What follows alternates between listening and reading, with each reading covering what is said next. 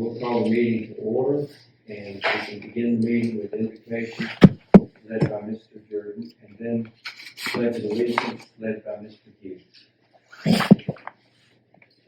Let's bow our heads. And Father, we're thankful for this time to be able to gather together in a public forum to discuss the business of these four counties. Be with our deliberations as we make decisions that affect all of the citizens of these four counties. Today especially, we will be mindful of those Georgians who are suffering due to tornadoes and the weather that has gone through.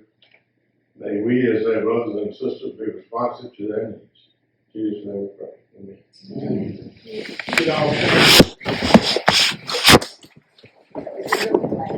I pledge allegiance to the flag of the United States of America and to the republic for which it stands, one nation, under God, indivisible, with liberty and justice for all. There is a real flag now. Yes, I know. We've improved the room. Yes.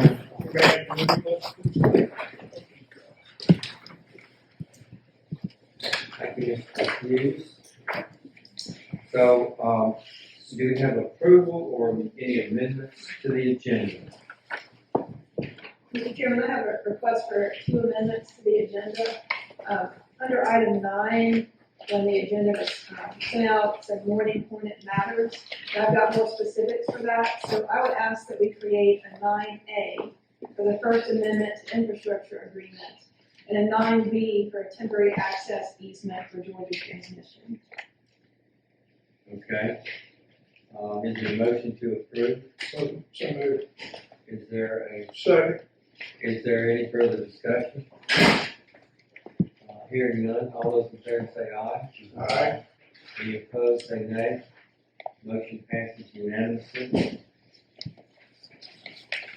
Next item is approval of the minutes. We have the first item will be the regular session minutes from the meeting of 28th February.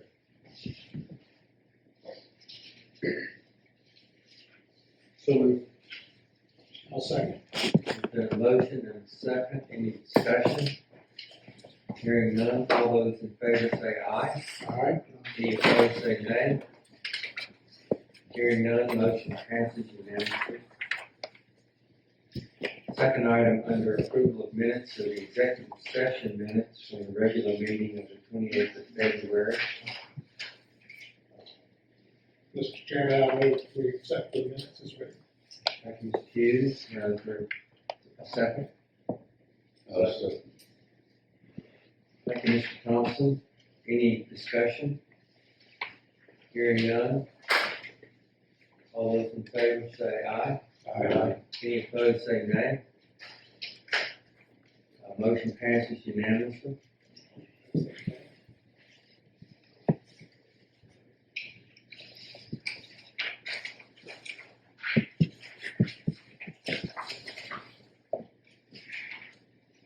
So the next item is the meta update, and we are. Thank you very much. I'll introduce Katie Comer, who's the Southeast United States Community Development, and the head of community development for North America, for Meta and our data centers. Yes. Thank you for joining. Chairman, thank you so much for allowing me to be here today. It's always such a pleasure to be in front of the Joint Development Authority. We appreciate your partnership in this community more than ever. I'm Katie Comer. I have the honor of serving as Meta's head of community development for North America. You're probably wondering what that means. We have data centers across the globe, including one right here in Shaden Springs. So I have the honor, and I brought some Meta team members as well, of really serving the communities where we live and where we work. We pride ourselves on being local. I'm a product of that. I'm a born and raised Georgian. But one of the things that we do when we break ground in a facility like our data center is we strive to support the long-term vitality of the communities where we live and where we work. So not only do we hire local, not only do we give back to the community, but every single year we have a program called our Annual Community Action Grant Program. And part of this program, and this is a global program, so no matter which data center location you're in, this is a program that we operate. We give away every single year grants to local school systems, nonprofits, and organizations that are making a difference in our local data center communities. So every September, a lot of folks in Walton, Jasper, Morgan, and Newton County get an email from me saying, make sure you're applying for a community action grant. And every single spring, we get to award our grantees, our winners, through their applications and give back locally. So today is a very important day for us in the company. We're bringing about 100 folks into the data center tonight to celebrate these great winners. But more importantly, I think it's important to talk about the impact of this community action grant program, especially how it hits home in the local communities. A lot of folks always ask Meta, as a large company, do you give this money out all over the state of Georgia? And we always say no, this is local. We keep it in the 4 counties. We have a team that's put together of our site manager, myself, different folks that live and work in these communities, and we read every single grant application that's submitted, hundreds of applications. We pick the best applications that revolve around STEM education, connecting the community on and offline, and furthering technology on the ground. So just to give you a few examples, we started this program here in Georgia in 2020. We've awarded over 30 grants in the local communities.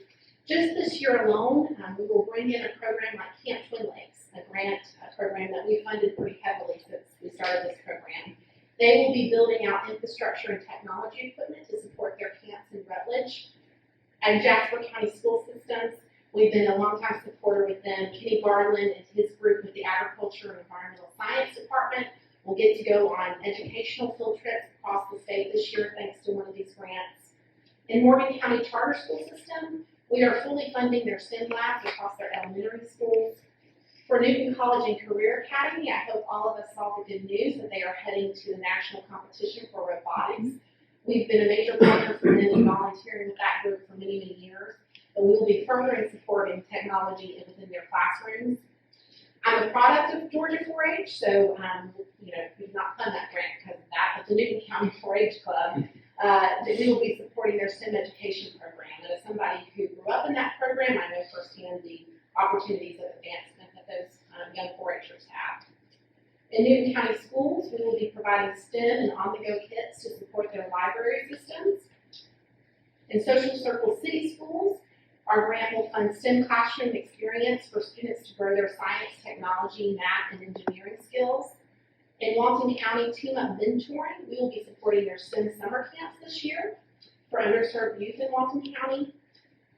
At Walnut Grove Elementary, we will support interactive STEM learning experience to ensure that all elementary school learners have that opportunity to advance their critical thinking skills. In Walton County Public Schools, we will be supporting their STEM initiatives to enhance digital learners and the curiosity in the classroom. And then we've supported youth elementary and youth middle school to continue the opportunities in STEM learning in the classroom. So that's this year's grant winners. But more importantly, when we break ground in a facility like we did here in 2018, we vow to be long-term supporters of the long-term vitality of these 4 communities. And it's an honor to be able to recognize these organizations that are giving back to this community where we live and where we work. So at the very least, Meta is so excited to be able to celebrate their amazing life-changing missions that impact thousands of kids in this local community, including some of our workers' children. But we cannot wait tonight to celebrate their missions and the work that they do to really uplift our communities. Our motto at Meta is to give people the power to build community and bring the world closer together. And one of the many ways we do that is by partnering with our local community to help bring this mission to life. So Chairman and the JDA, thank you for your partnership, and we look forward to celebrating these organizations tonight in the Dayton. And thank you, Katie. That was a slide presentation.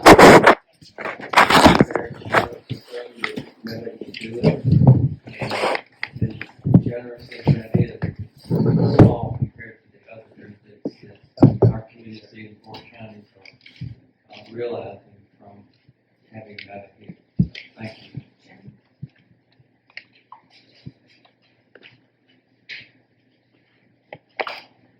Okay, the next item is our JDA update. And have, pleasure of Mr. Koenig, who is going to do the presentation with our two associates. Ms. Delco. Mr. Delco. And there's one other person, I'm sorry. Thank you. We also have a representative from our contractor, Zach Taylor from C.W. Matthews, and then Tom Parker is on site every day as well. We've got a full team here. But like I said, I'm Andrew Hanig. I'm the construction program manager for the Office of Alternative Delivery, and I appreciate the opportunity to come talk to you today about everything that GDOT has going on to support some of the work in the area too. So I'll just do, I kind of already did introductions, but again, I have a short presentation just about the three projects that we have in the area, the schedule for the projects, and then how to get in touch with us if you need to. I wanted to first start to talk about design build. All of these three projects are design build. So what does that mean? Well, for 100 years or so, we've been doing design build delivery, and that's where you have a design, and then it passes to the GDOT, and then the GDOT bids it out to the contractor. And so it's a really linear process from design to GDOT to construction. And design build is able to combine those two entities, combine a designer and a contractor to speed up the process, to make things a little bit more efficient in terms of schedule. It's also a good way to collaborate between the contractor and the designer and get some efficiencies, really tailor the design to the contractor, in this case, C.W. Matthews. So because of some efficiencies, it's really good for economic development such as this. Get out in front of the job, get it done quickly. We've used it in other situations similar to this. Sort of smaller projects in the grand scheme of things, not like our major mobility investment program, but it's a good way, again, to get some schedule efficiencies. Ways to do that is you push up the award date. So we sign a contract earlier in the process and get the contractor working a little bit earlier than the bid build contract. That allows us to do certain things that we're really taking advantage of on these projects, right-of-way acquisition and permitting and phasing construction. All those things can happen after award of the contract.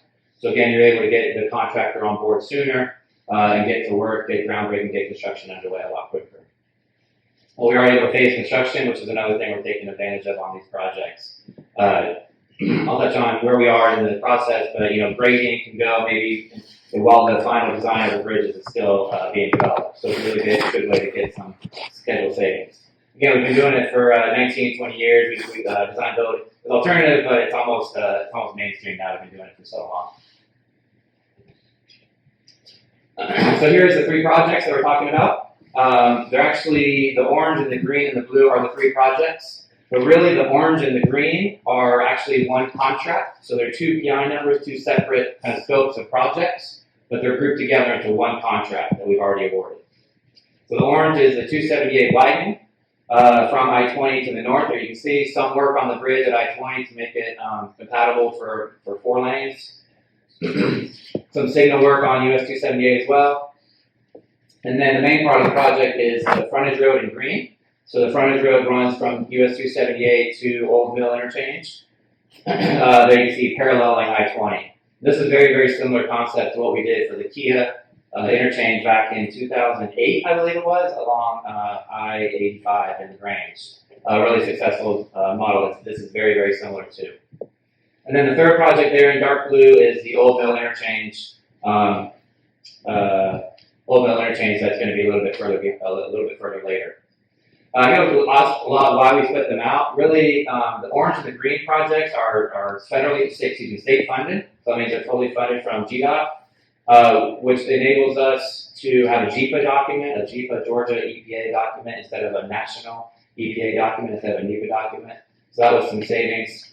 Also, the blue project there required what we call an interchange justification report, an IJR, since we're adding ramps and a bridge there. Federal Highway does have a review process in that. So that's why that project was split out into a federally funded NEPA project. I have a couple more slides kind of zooming in on these projects, so I think that's it for now. So again, the 278 widening and the frontage road I mentioned was awarded to C.W. Matthews and ICE. Really competitive bid process. You can see it was awarded for $45 million. All 3 bids we got were in the 40 million and up. 45 to 50 million is a really competitive process on this to follow. You can see it was awarded on September 20. Excuse me, it was awarded in September 2022. Not sure the exact date. But so since it is design build, the one thing that's different is, you award a contract, and typically on the typical process, you go almost right to construction. Because it is design build, we had some final design to work through. So that's usually a 6 to 9 month process. So that's why September 22 we awarded, and then we signed the contract in November, and then they've been doing some final design between November and now. Okay. So here's a zoom in of the frontage road project. I mentioned US 278 widening, frontage road, a lot of access points, of course, for the development site. And then intersection at Sewell Mill there, new interchange between the frontage road and Sewell Road, excuse me. And no bridge work at Sewell Road, but then a tie-in here at Old Mill Interchange. Lots of access. So in the meantime, this will tie into Old Mill, south of Davis Academy Road, and then this is kind of a temporary tie-in until the interchange, the blue project comes along and ties it back into I-20. Okay. So here's the typical section on 278 widening. This is pretty, not too much work on US 278, but again, I mentioned the bridge work that we are, we're not widening, we're widening the lanes, not the bridge, to accommodate the 4 lanes. And then there's going to be a 2-way left turn lane. You can see the 2 arrows there opposing each other. It's a 2-way left turn lane. And then, of course, a turn lane on the right for some of the access, one access to the frontage road, and then another access on 278. Okay. So here's the typical section for the frontage road. 2 lanes in both directions, separated by a raised median. And then we're happy that we're able to add a multi-use path. You can see the bikers and the pedestrians there on the north side of the frontage road, separated by a shoulder. One thing that's not shown in here is we're also doing some lighting. We're working with Walton EMC right now about the exact location of the lighting, but the whole frontage road will be lit from Walton EMC. So we're excited with the aesthetic features of this road. So this is the good stuff where we are on the schedule.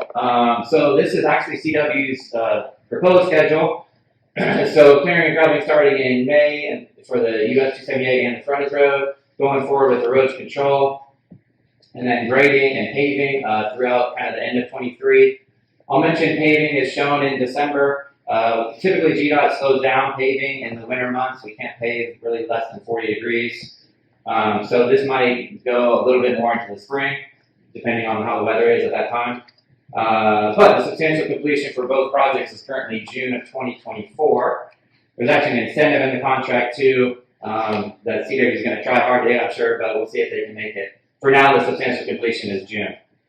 Also, though, real quick, is that this was their actual approved schedule. We're real happy that they actually started clearing the frontage road towards the east end of the project just last week. So we already have some work going on right now for this job. And so these dates actually were March 25th, something like that. Real happy, so they're a couple weeks ahead, but again, there's lots of unknowns between now and then. There's some grading and paving that I don't want to say we're ahead of schedule, but for now, it's really looking good. I mentioned what design build can do is, again, if you don't have the permit in some areas, you're able to go to construction. So we're able to take advantage of some of those phase NTPs, is what we call them. Phase, notice to proceed to construction. We're able to do certain work areas while other areas are being finalized. So we're real happy we're able to take advantage of that. So that's the open to traffic date. We also have a final acceptance date. That's where once we have a punch list, we'll finish work, and then the contractor will do some final punch list items. So that would kind of go into fall of 24. So that's the schedule on the contract we currently have. So here's the next project, Old Mill Interchange, I-20 at Old Mill. So you can see it's a reconstruction of the bridge a little bit to the west of Old Mill, just offset there a little bit. And then those are roundabouts at the top of the ramps. We've been doing that a lot now, is doing roundabouts at the top of interchanges like this. It's really much more efficient, much more safe, and actually, believe it or not, there's much more, it's better operationally when you don't have to come up to a ramp and come to a stop sign. You're actually a free flow in that roundabout. So there are 2 roundabouts. We call them teardrop roundabouts. That's just neat. You can kind of see it. It looks like a little teardrop there. That just means you can't go all the way around in a 360. So if you want to go, if you want to U-turn, you have to go to the next one and round U-turn and come back. But again, we've been putting these a lot in interchanges like this as teardrop roundabouts. So another couple things I'll highlight is Old Mill extension. The existing Old Mill has a cul-de-sac there. You can see in black where it's a dead end where it used to go into the ramps. And then the other thing we've been working on right now is the configuration with the rest area east on I-20, working with what the ramp is going to look like. You have a lot of traffic coming in from the rest area and then a lot of traffic coming off to Old Mill Interchange, so getting that alignment right is kind of what we're working through now. And there you can see the tie-in at the north end with the existing frontage road, which hopefully will be done by the time the interchange comes along. Okay? So here's the typical section for what Old Mill Road is going to look like. Again, 2 lanes in both directions, sort of similar to 278, with a raised median in between. And then similar to the frontage road, we have a lot of pedestrian and bike facilities. There you can see a bike lane on this one, and a sidewalk on the outside on both sides for walkers. And then separated by a grass strip, 6-foot grass strip on the outside. So this is our current thought of what this interchange is going to look like, what this road is going to look like. I'll mention also the environmental is underway. We are currently receiving comments, so that's what our current environmental document shows. Go to the next one. Actually, go one back. Sorry, 2 back. So I will mention that was a typical section from the north roundabout to Old Mill. It'll have those bike and sidewalks in that section. And then in the bridge, between the roundabouts, there is a sidewalk also. Of course, you have bridge work. And there's a sidewalk on both sides on the bridge. And then south of the roundabout, it really just tapers back into the existing Old Mill. So that typical section you saw was really that section north of I-20 and north of the roundabouts. Okay, so here's the schedule on Old Mill. I just touched on this, but we are actively receiving comments. Again, it's a federally funded project, so NEPA requirement to do public hearing open house meeting, which is ongoing. So we opened the period last week. I don't know if the current exact dates. Last week they opened for public comment period. So we will have a meeting on April 20th coming up, right around the corner, and then the comment period ends on May 1st. We do anticipate using environmental assessment DA documents since it is a new interchange. So we're doing other environmental work, again, studying noise, history, archaeology, all the impacts of the project, in addition to the public comment period. So that'll be ongoing throughout the rest of 2023. And then construction expected to start in 2024. The next slide has a little bit of schedule detail as well. So we are going through procurement again. We're not under contract with a contractor at this time. But here's kind of the process we follow on design build projects on how to get a contractor. We advertise requests for qualifications, and then they submit back their statements of qualifications. And we advertise basically a contract. It's called a request for proposals, but it's really just a contract.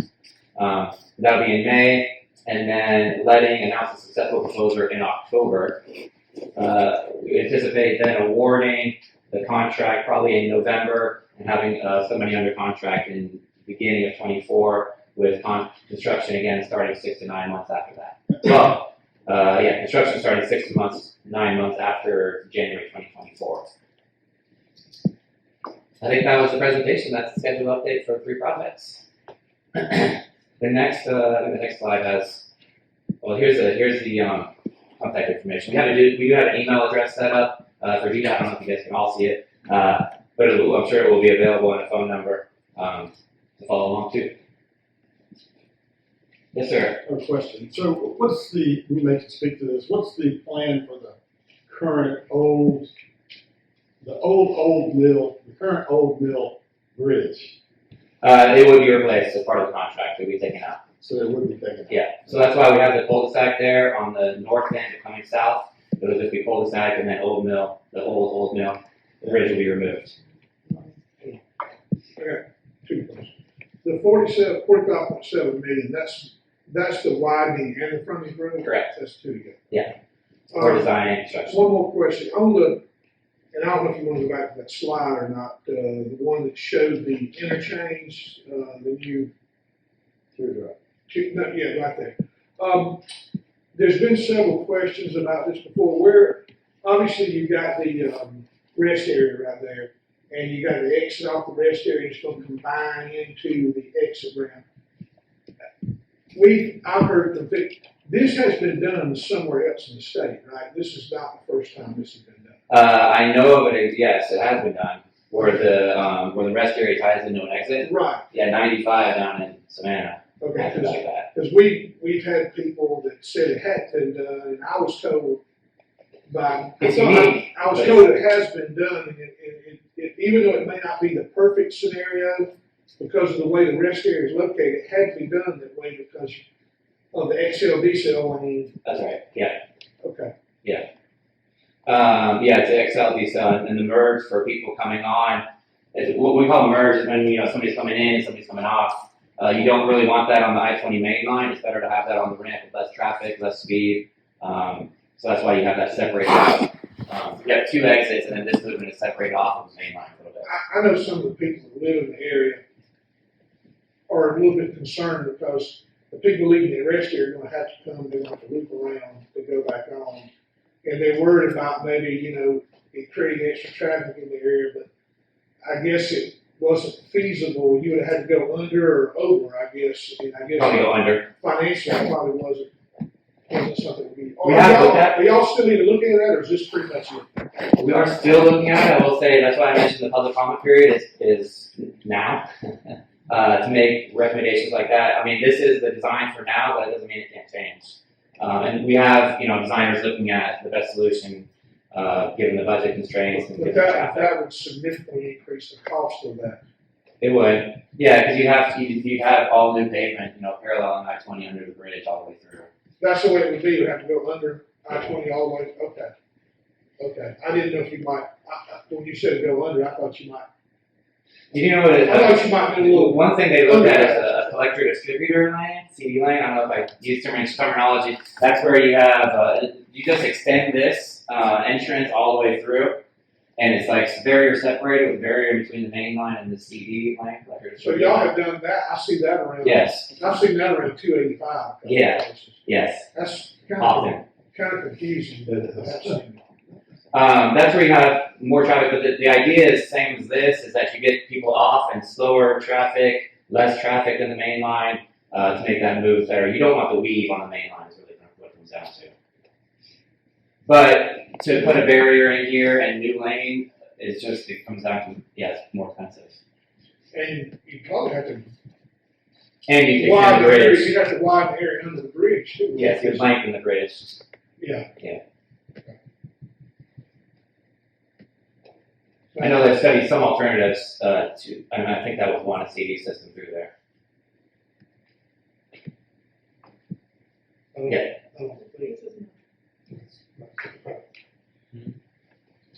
Joel, to ask, didn't really ask a question.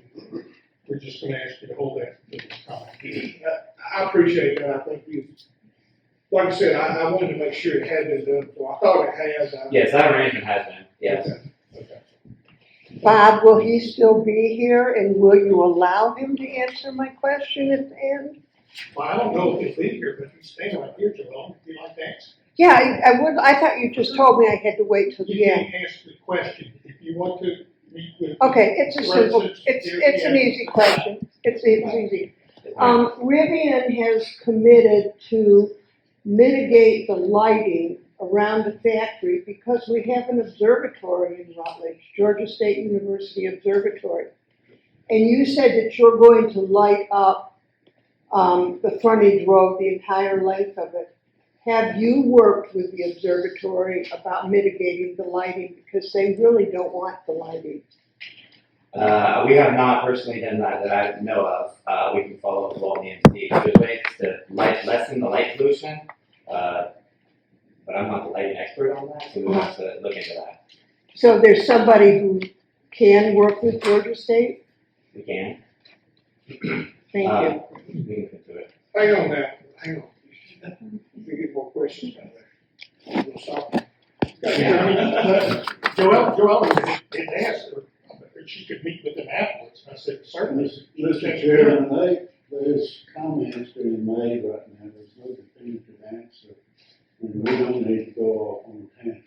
No, we can, I mean, there is a public comment section. There is, that's what I said. That would be the more appropriate. The meeting was April 20th, so that's certainly an opportunity to make comments. Where's the meeting, at 20? That's a very good question. We- It's in the Walton Community Center. So I got my team over here. Thank you. Is it in one room? So that's the Well, social circle? Okay. We'd like to comment and appreciate what DOT did, and perhaps you were involved in 285, rapid reconstruction of the collapsed bridges there. That was a design build, I know, and it was finished early. I don't know who the contractor was.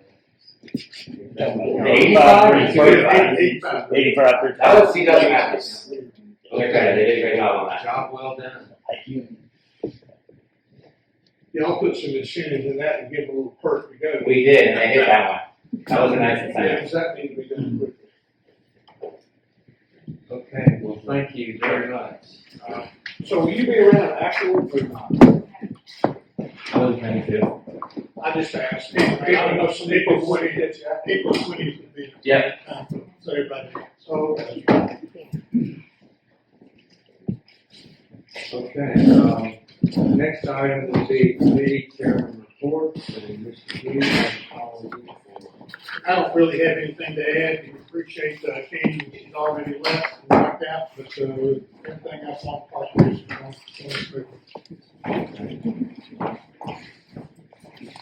And then you, Mr. Thompson, marketing committee. Okay, marketing committee has nothing to add after last month. But on economic development, there's an item that we need to discuss, and that is the contract with the Walton County Development Authority and the Newton County Development Authority on providing Sarah Hall and Shane Short. That contract that JDA presently has ends May 30th of this year. And they're vital in our relationship with Takeda, Meta, and now Rivian to keep this forward and forward. And I understand it would be a different type of contract this time because this contract was the only money that was derived from this is because we were successful in working to build real estate for the JDA. If everything goes as planned, I think this contract and JDA will have Walton County pays for Sharon Short, salary, vehicle benefits, and Newton County pays for Sarah Hall, salary, benefits, the JDA pays nothing unless they were the real estate. So I would ask that we ask those three authorities to come up with a new contract for review to keep the Walton County, Shane Short and the Newton County Sarah Hall, which are familiar with all these projects and have the contacts with these corporations, have something for us by the May meeting for us to review and hopefully enter into another 5-year agreement, or whatever year agreement they would like to propose. We all sit on different boards or different businesses, and without their input and their contact with these companies, then we can't make informed decisions on what, and there'll be easements coming up, and there'll be all sorts of items coming up with revenue. They're still coming up with the new development of Meta, and there are coordinators between the staff. So if it's proper, I would like to make a motion that we authorize them to come with us with the contract, to extend their relationship with JDA. Okay. I'll say that. From a discussion standpoint, David, I don't, because there's a unique situation in 2017 or 18, I think it was when we were first negotiating. 2018. But we looked at it in 2017 as we, on 40.1. And I think that was the nexus for driving the 2018. The JDA had no money to pay, Right, I understand. and they earned it by putting together deals and. But all I'm suggesting is that if we're looking at doing it a 5-year time period, and I'm sure we can sit there and work something out. But I think all 4 counties ought to be involved at some point in time. That's what Some kind of I wasn't gonna make that suggestion, but it's not right for Newton and Walton to pay their full salaries and benefits and in vehicles when half the time they're working for the JDA. Yeah, and it's the same thing, David, I'm sure, your county pays your salary and your vehicle such as it is.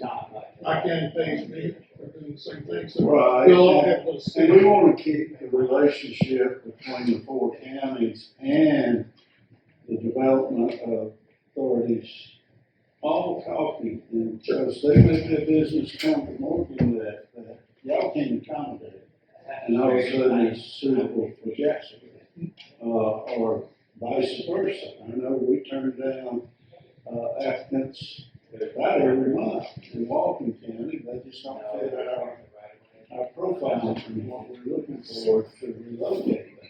Yeah. And, I think it's vital to keep the relationship on. Yeah, and I don't disagree that it's something that the 4 of us probably need to sit down together, or some other representative. The 4 can just bring us back something that's palatable and keep the relationship going. Don't you, let me ask this question, because this agreement happened before I got here, and there's been lots of discussion on our commission board about this agreement, because we were not aware of it at all.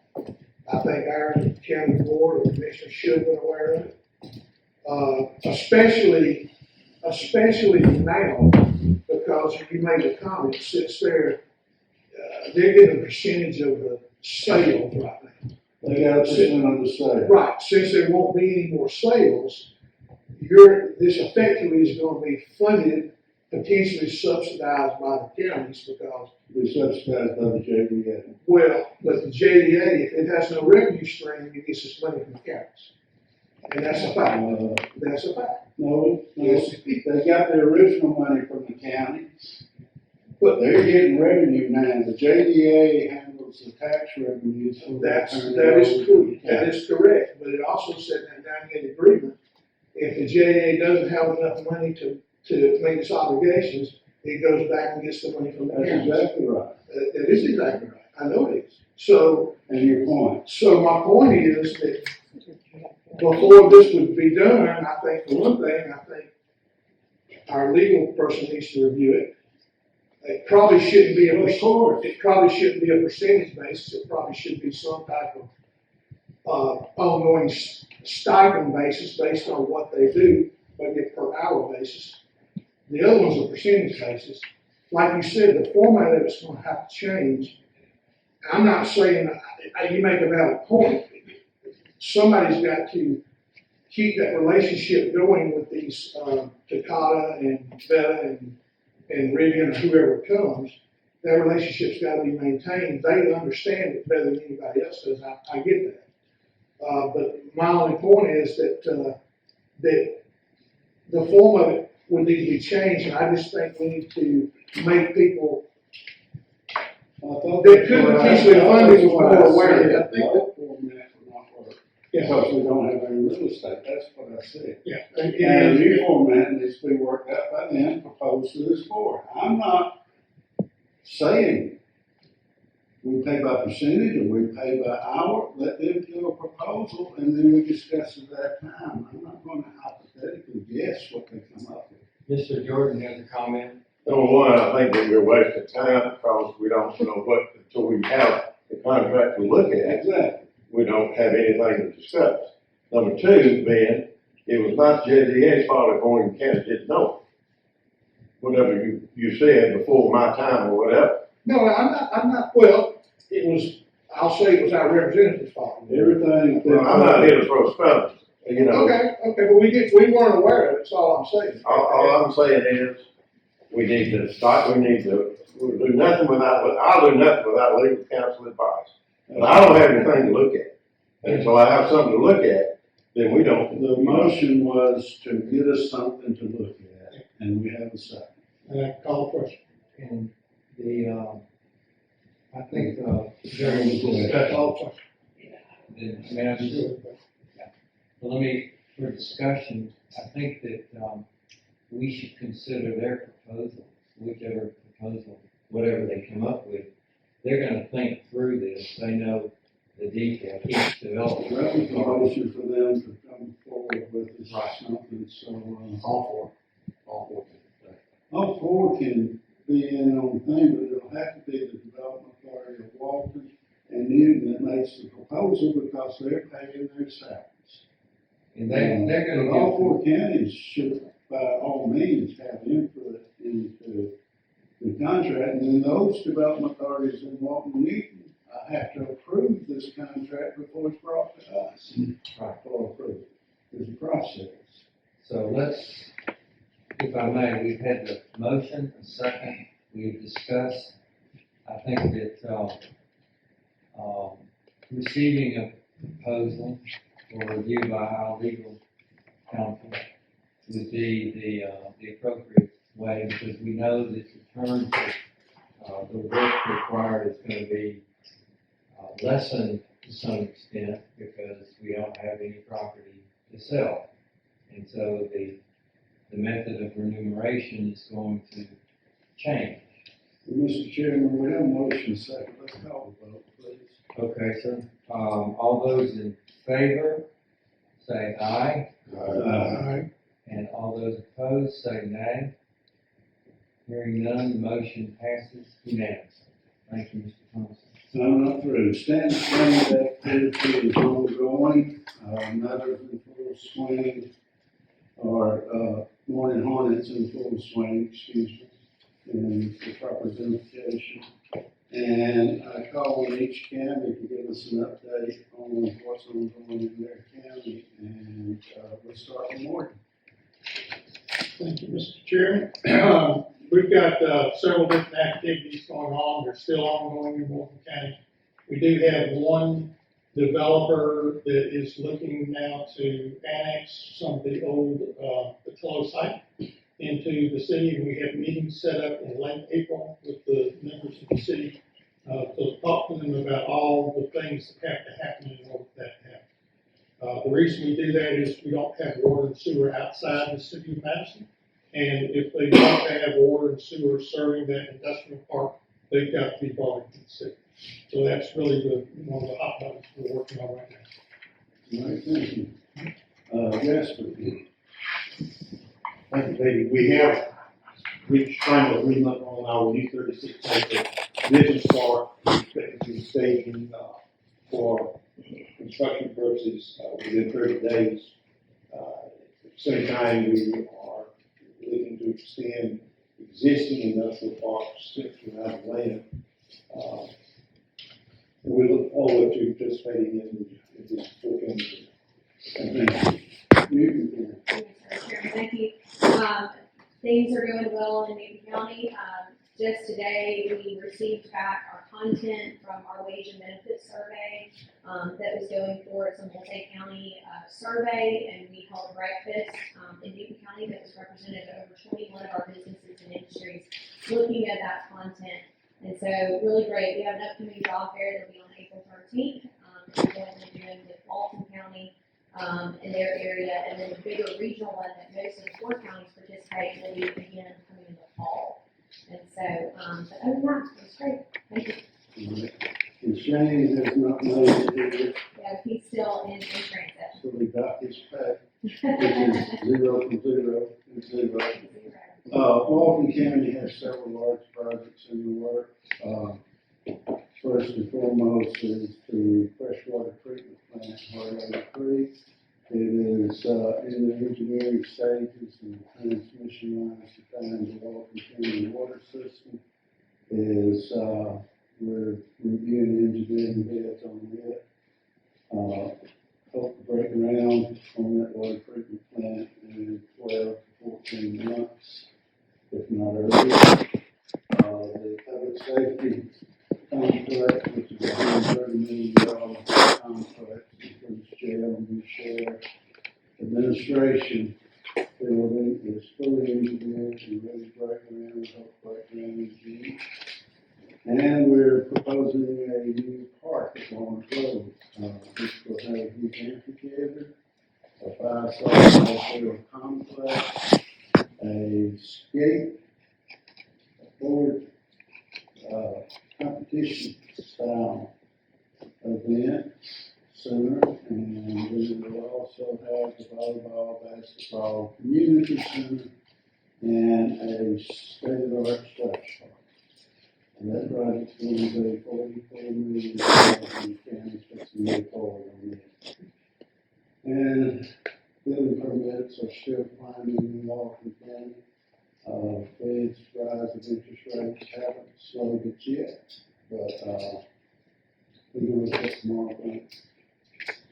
And that concludes my report, Mr. Chairman. Thank you, Mr. Thompson. Next, we go to the Finance Committee, Mr. Durden. Okay, the balance sheet is on the screen.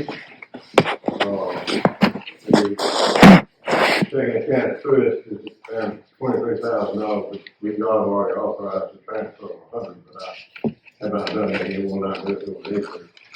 The money market account, Franklin Madison, 2.7 million, capital projects checking account, 110,000, then the money market, capital project money market account, 1,671,000. So those are the balances in our accounts. Does anybody have any questions on those? The next several pages are the general ledgers that shows all entries and all bills that have been paid, including the bills that you approved last meeting that were paid last month. I will not go over those since you already approved them and they're a matter of record and you can look at them on the general ledger.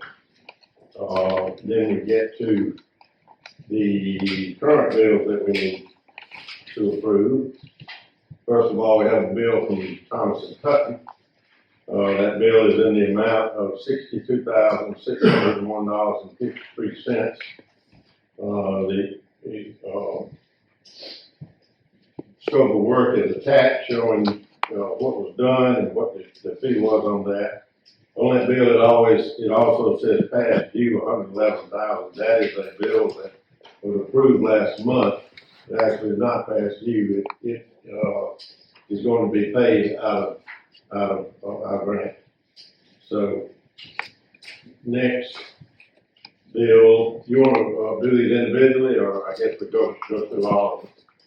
Okay, the next bill is the bill Thomas and Hutton, $3,936.25. In an explanation there of what was done in the category attached.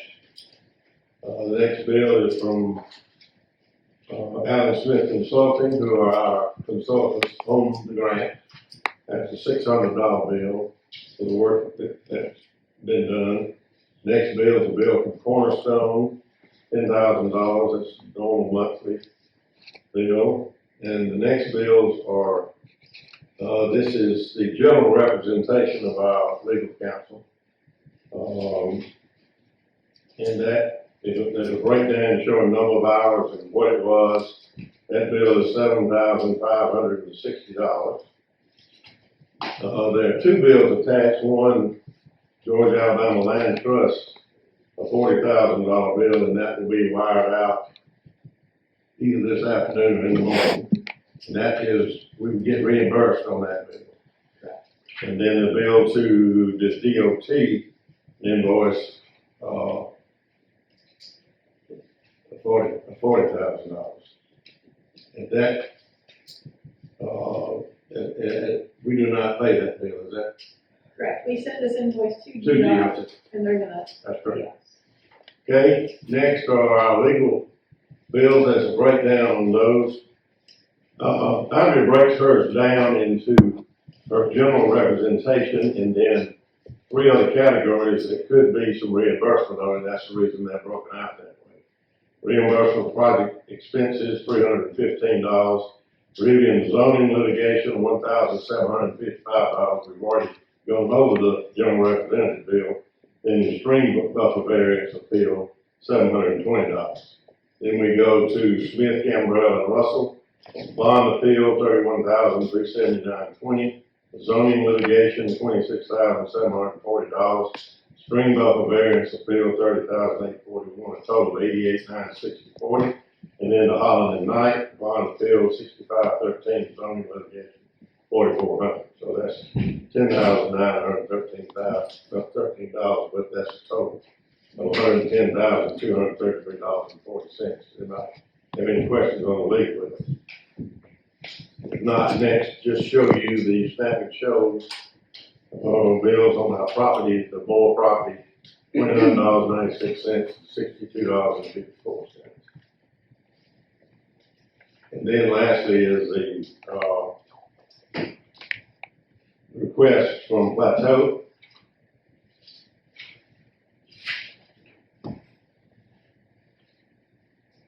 We'll get to that under a different. Okay. number. All right, so those are the bills that we pay and that we need approval to pay. So, Mr. Chair. There's a motion by Mr. Hughes to approve the invoices, a second by Mr. Ryden. Any further discussion? Hearing none, we'll call for a vote. All those in favor say aye. Aye. Any opposed, say nay. As a reminder, a lot of things on these Thomas and Hutton bills are refundable through the grant. And we do get monies back, as you can see on the general ledger. So, all those in favor say aye. Any opposed? Hearing none, motion passes unanimously.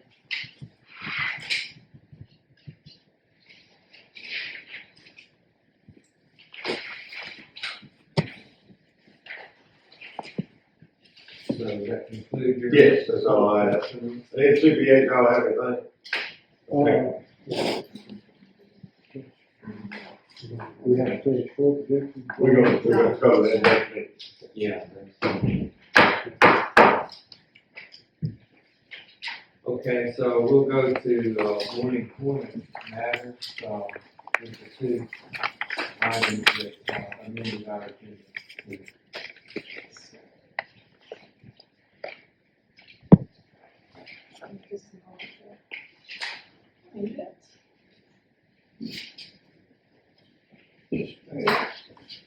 Yes, sir. So 9A is the First Amendment to Infrastructure Agreement. We entered into an infrastructure agreement with Morning Point on April 7th, 2021. And at that time, we projected that the frontage road, which the JDA had the responsibility of building, would be complete by April of 2024, or 2023. I'm sorry. And so here we are, April 2023, and a lot of things have changed.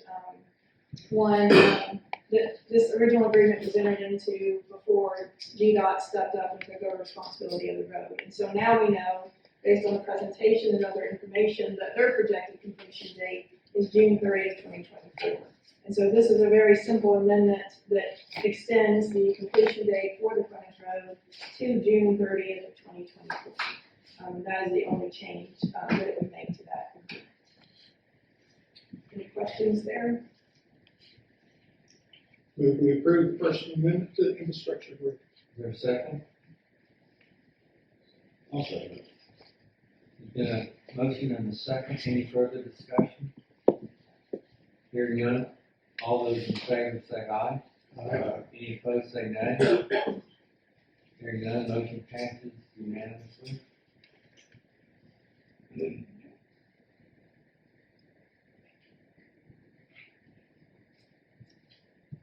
So, second item would be, Yes, sir. 9B is a temporary access easement for Georgia Transmission, and this is on property leased by Morning Point, owned by the JDA.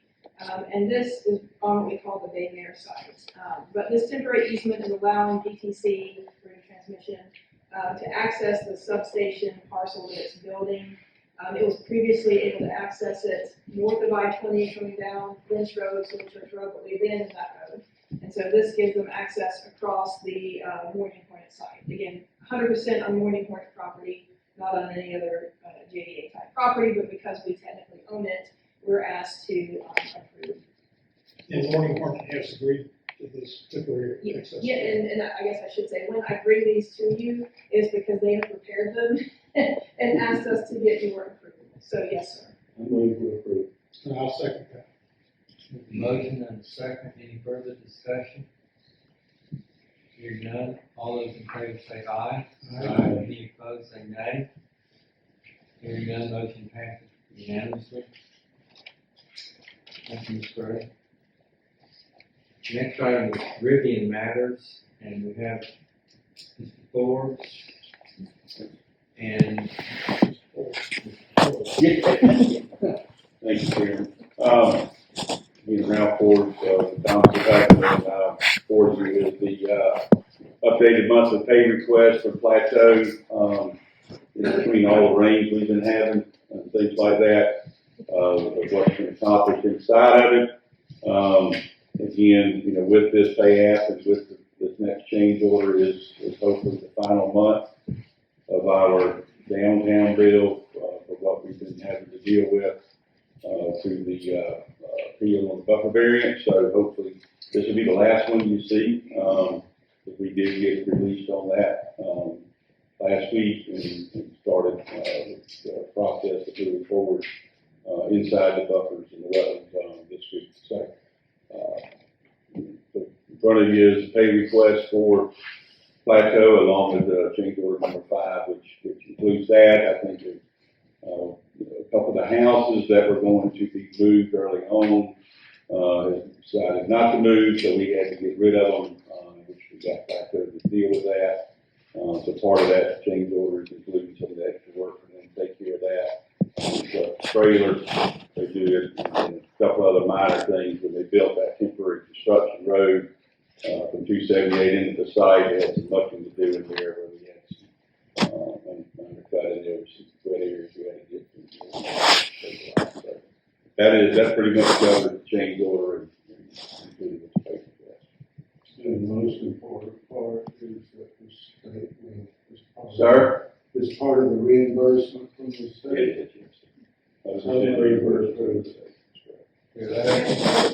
Are we approving the pay request or the change order? We need to do change order first. The change order first. Change All order. right, well, let's get them Move to down. approve the change order. That's it. Yes, and all, and this not just so, yeah, all this has been run through the state prior to being through y'all. So, yes, And here's the change order amount. There was a second for that, all right? So we discussion. we need I'll second. Let's discussion. And I guess the question is, part of this change order was removing the old farmstead, is that correct? it's still cabinet. And moving it, and did you not make a special payment to the owner's family somewhere along the line for them to pay for moving that particular stuff? They have the right but not the obligation, and he's referring to the cabin that's on the lake Yeah. The versus cabin on the lake, the okay. family homestead on Davis Cabin. Okay. Which has been moved. Yeah, it has been moved, and I'm just wondering if that, it's not part of this, That was on the burner. Okay. That's all my questions. There's a motion and a second. Is there any further discussion? Hearing none, we'll call for a vote. All those in favor say aye. Aye. Any opposed say nay. Hearing none, passes unanimously. And second would be the Thank you. draw request. I'll make a motion to approve it. And I'll second that. There's a motion and Mr. Ryden and a second by Mr. Hughes to approve pay request. Is there any further discussion? Hearing none, all those in favor say aye. Any opposed, say nay. Motion passes unanimously. Thank you, Mr. Forbes. Thank you.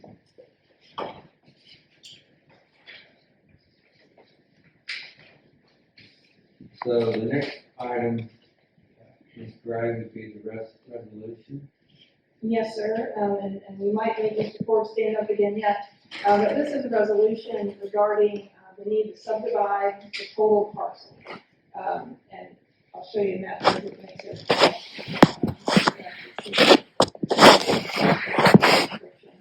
And so, as we know, we've acquired about a 2,000 acre site, which we then conveyed to the state of Georgia. And we, the JDA, currently lease the property. And so, to facilitate Rivian development, there's going to be a number of different uses and needs on the property. The purple area, of course, would be rented by Rivian, owned by the state, leased by the JDA, and then rented to Rivian for their operations.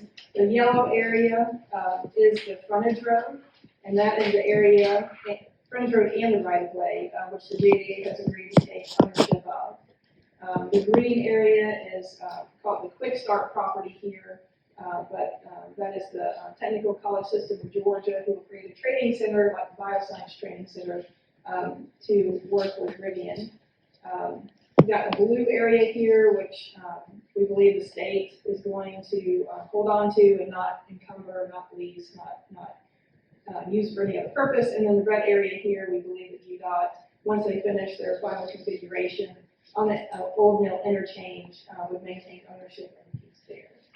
And so, did I miss anything? Right? No, you got it perfect. So what we're basically gonna do is some of these parcels fix the transfer in, so we gotta get in the process, going through the formal motion to subdivide this, and getting it recorded in the municipality, so, as Andrew just mentioned. So, the area you see down there with the interchange where we show the color, we may flat that right now, it's just one whole piece, not with the interchange and the proposed connection road. Because we don't have, as you heard Andrew mention, from DDOT, we don't have the final configuration of what that interchange road is gonna look like yet, so we may flat that, come back and amend it later once we get that information. But we're gonna go ahead and proceed forward with trying to subdivide this, turn it over to the training center property, future right of way, and then that piece down there, so we can go ahead and subdivide the Rivian piece, because right now it's just hanging out there. There's no recorded document that indicates that being a separate parcel. So we're gonna begin that process, and it should take us the next, 30 to 45 days to get all that put together, So that's, I guess the ask of the JDA is to approve this resolution, which authorizes or consents to the subdivision subject to minor revisions. Okay. I move to approve that. Is there a motion to approve? Second. Second by Mr. Stumple.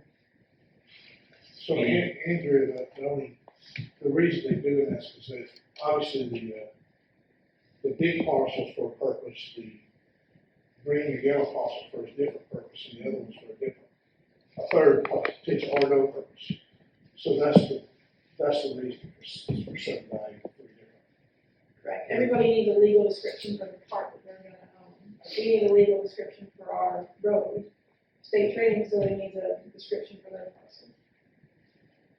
Will they eventually own that, or was state? They own the state. Scratch it first. Any further discussion?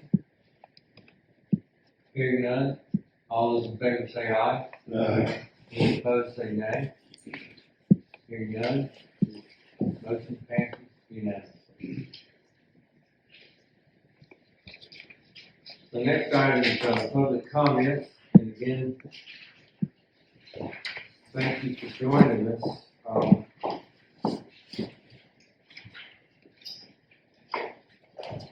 Public is asked to refrain from making comments that were expressed when you're not at the microphone, calling out, screaming, clapping, causing other disturbances during this part of the meeting. Our goal is to ensure that the meeting proceeds in a professional manner and that those who are speaking can be heard. We have a camera. So, who would like to speak first?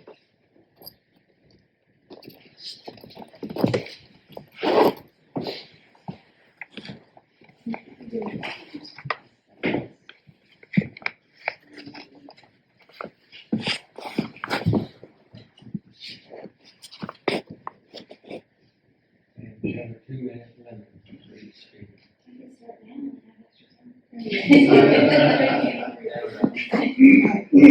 Okay, I'm Nicole Wassendorf, I live in Rutledge, so Morgan County.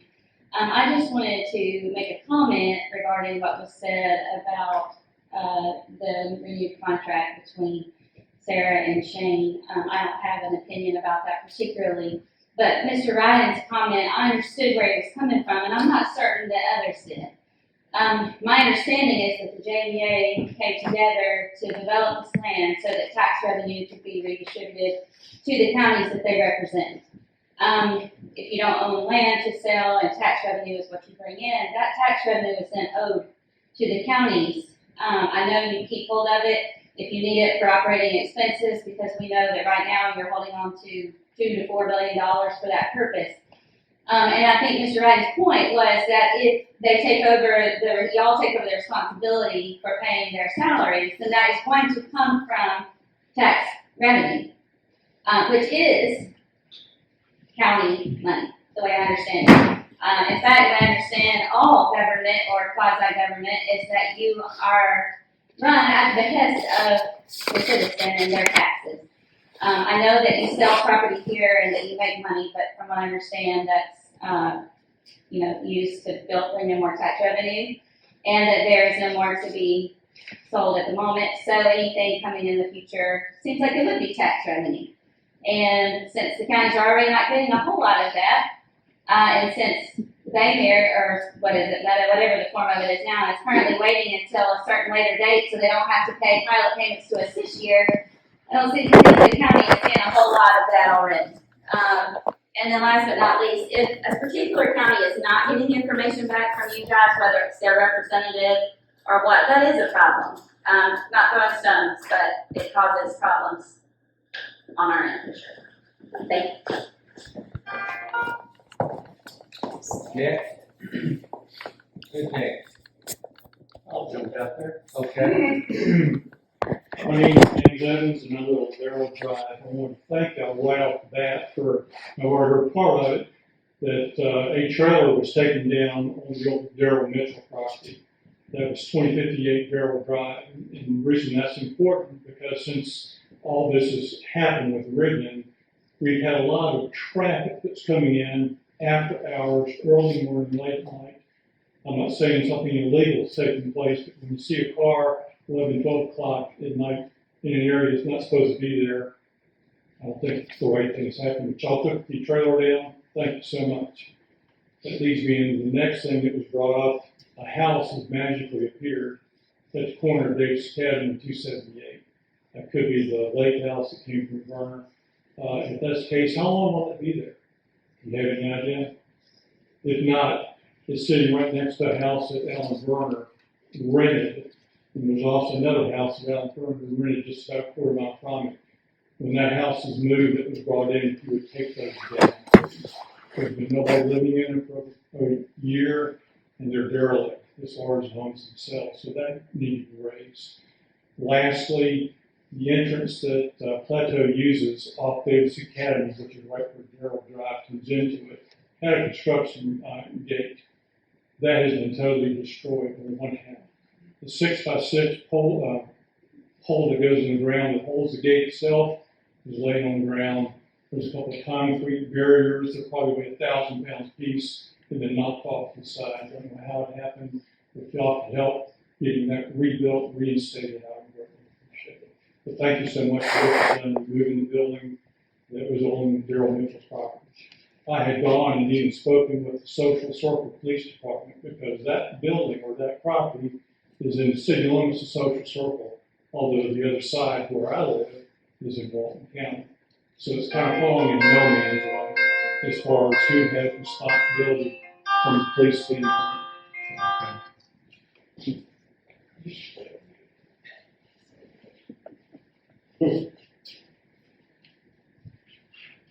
Is that your phone, Mr.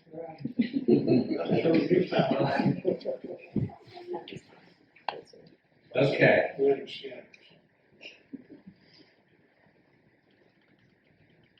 All right, who would like to be next?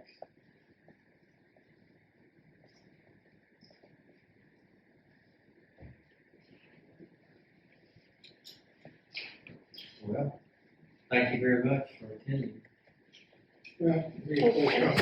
Actually, could I just, a quick minute? Joanne Tate, Maryland, Rutledge. I do have a question on the issue of the renewing or whatever, or a new agreement with change for I don't know how that all works, I'm not in government. But it seems to me there would be, just like anything, you go out for an RFP, you go out to get quotes on things, there's other people that do these things. It seems to me that this should be something not just agreed upon and handed to them. It seems to me it should go out, this is a public, this is a governmental authority basically, and it seems to me you would be required to do something like that. And I do want to thank you for getting the flag. I don't know if it's the office here or you guys that bought the flag, but I will say there's some government dollars that we expect. And once again, thank you for your comments, because I would agree, just a reminder, all that money, federal, state, no matter, oh, it's just the state, they'll pay for it, well, that's still we the people pay. Thank you. Any others?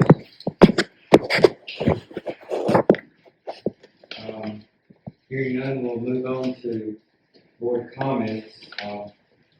Mr. Chairman, I have full comment. Okay, this, Nicole, rest assured that that's what we talked about is going to be something that will be worked out amongst the four counties as far as representation and continuation, and so there's no eggs broken or anything dropped along the way.